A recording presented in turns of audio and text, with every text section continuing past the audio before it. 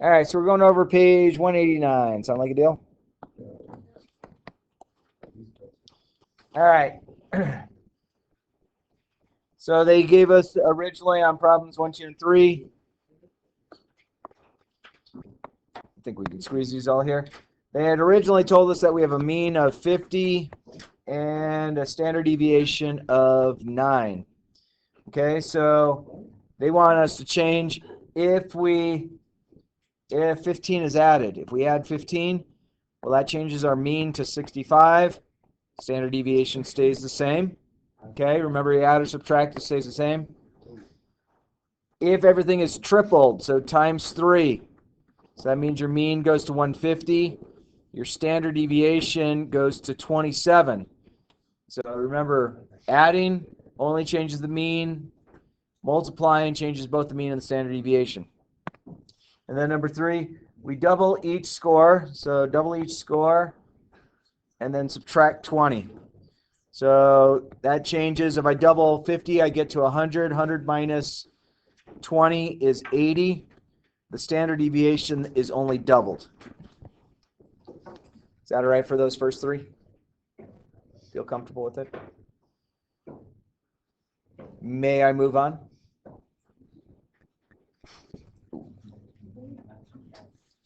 Hey, Bob. We're just going over page 189.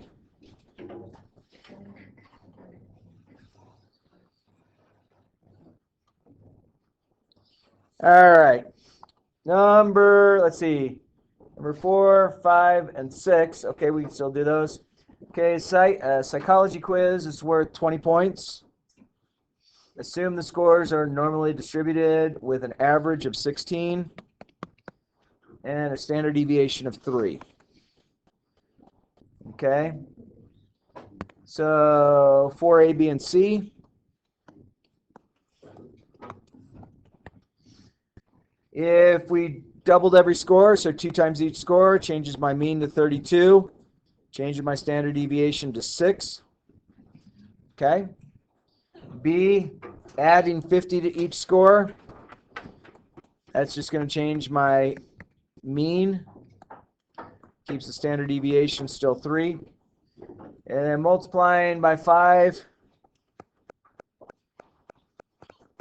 and subtracting 10.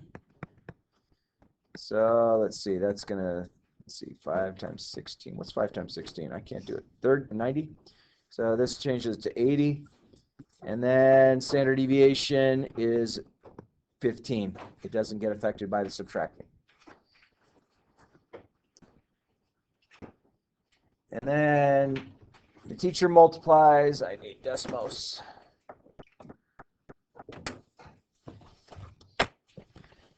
All right, so number 5 says,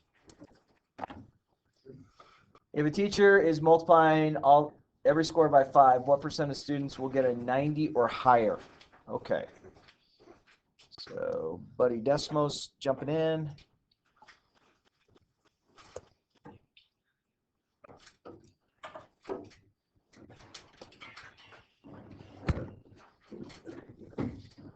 All right. So I need to find normal distribution.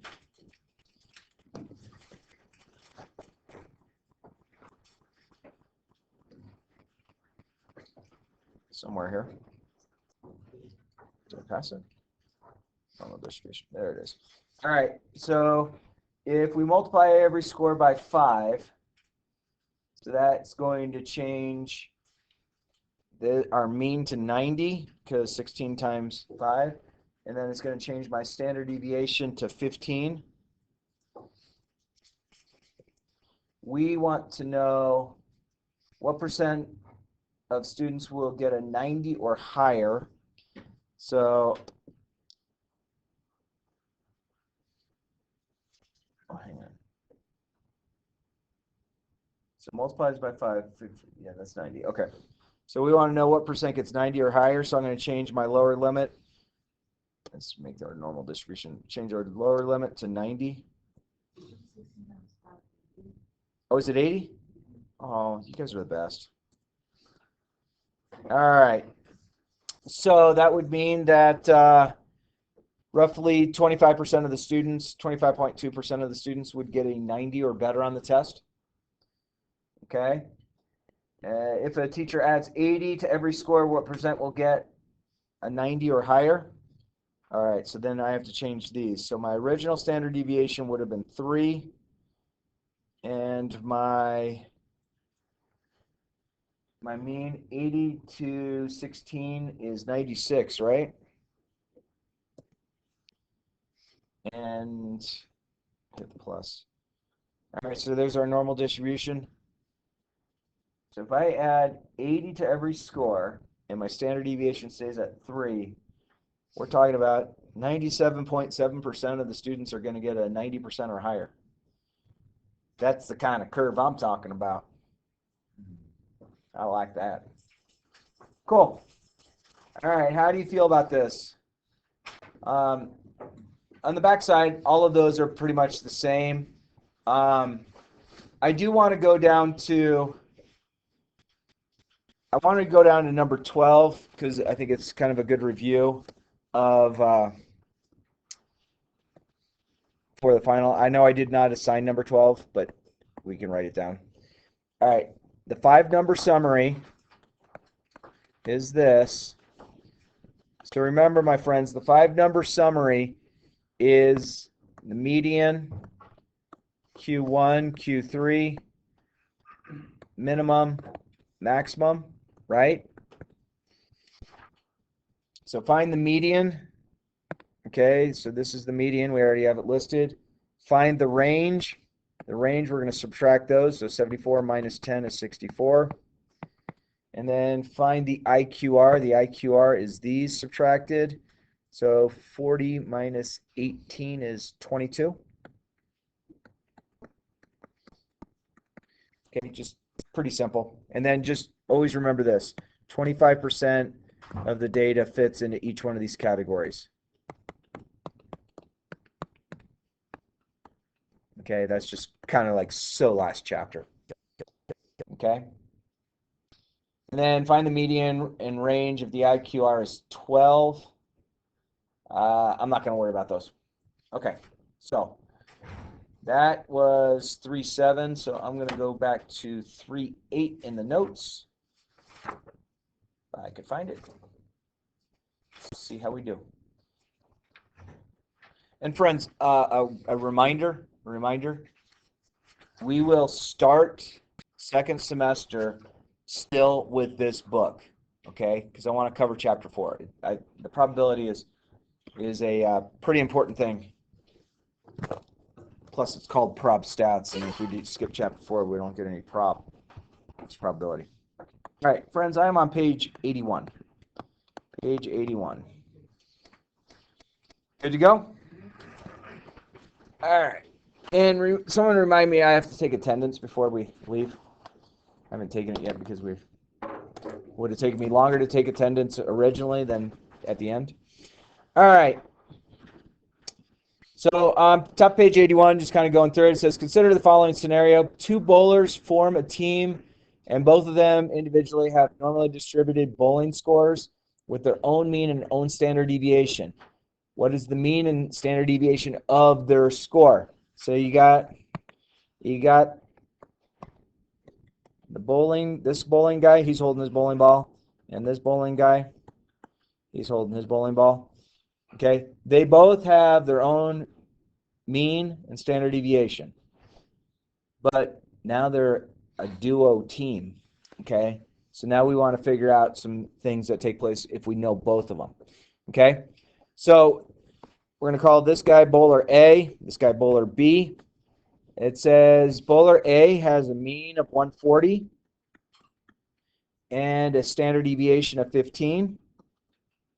And bowler B has a mean of 100 and a standard deviation of 20.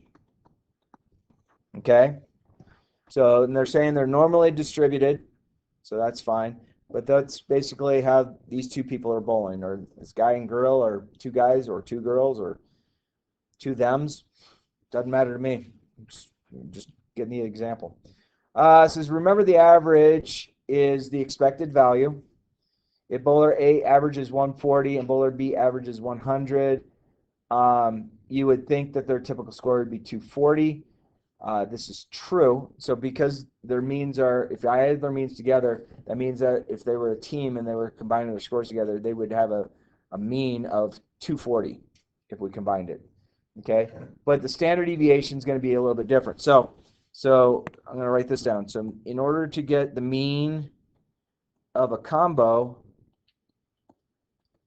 or a team, you would just add the mean of A and the mean of B together. So in this case, it's going to give us the 140. The standard deviation is a little bit different, though. Okay, so if I wanted to find the standard deviation of A and B combined, okay, what we're going to do is basically this is a squared score. So this means that I'm going to take, I want to find the square root of A's score, and I want to take the square root of B's standard deviation squared. Okay, now just a quick disclaimer in math. I can't take the square root and get rid of those squares. So what I have to do is, if I just had square root of 15 squared, it's just 15. But I can't say the square root of 15 squared plus 20 squared is 35. So 15 squared is 225. Square or 20 squared is 400. So that's going to give me square root of 625. Square root of 625 is going to be 25. So the standard deviation combo is going to be 25. So their combo of their score is 140. Their standard deviation is then going to go to 25. Okay, so pretty simple to do. All right, so therefore the bowling duo will average 240 with a standard deviation of 25. Okay, each selection of the normal distribution in which the outcome may deviate from the mean adds to the overall variability of the total. So the variability goes along with kind of a combination of standard deviations. Okay, therefore if both bowlers bowled 3 games, each combined all of those scores to form a total, the calculation would look like page 82. So if we wanted to find the mean of 3 games, the mean of 3 games will be person 1 added together with person 2's mean. If I add those together, we get 720. Okay? And then if I wanted to find their standard deviation of each of the games, that's going to be the square root of 15 squared plus 15 squared plus 15 squared plus 20 squared plus 20 squared plus 20 squared. And that's going to give us 43.3 if we did the math. Okay? So this is what you would expect. So therefore, the total score for the team would be 720 with a standard deviation of 43.3. Okay? And then they have something about independence.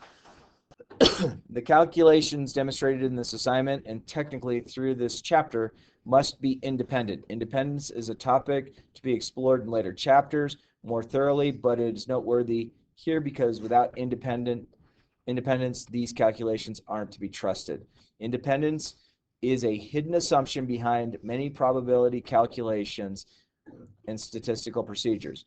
In a nutshell, using Mr. Anderson's words, independence suggests that each observation and a random selection from a normal distribution must have no effect on each of the resulting observations. If a high bowling score is selected, for example, it doesn't increase or decrease the chance that the next game will be a higher score. Effectively, the normal distribution resets back to the usual mean and standard deviation with each observation. Excuse me. Independence can be violated in a number of ways. In the bowling example, in this reading, what if the low score is evidence that the bowler is feeling sick and probably will continue to perform below normal? What if the bowler is using a new bowling ball at a different weight, which is undermining the original normal distribution? We must be able to assume that the normal distribution we are using with its mean and standard deviation is the effective probability model for each and every game. All right, so that's like all I have for today. Does you have questions for me about any of that? Does it seem to make sense? So it's relatively simple. I think we could deal with 191 and 192. I'll give you plenty of time in class to deal with it. But that'll be your assignment that we'll mark off on Monday. And next week is the last week of regular classes, correct? A week from today is when, if you owe me anything, including tests or quizzes or homework, Friday next week will be the last day that you can come in and do it on your off period. Your off period, if it's one of the period I'm teaching, you're welcome to be in here. So don't think that, oh, we don't share an off, therefore I can't do it. No, come in on an off period. Okay? It's not a big deal. Deal?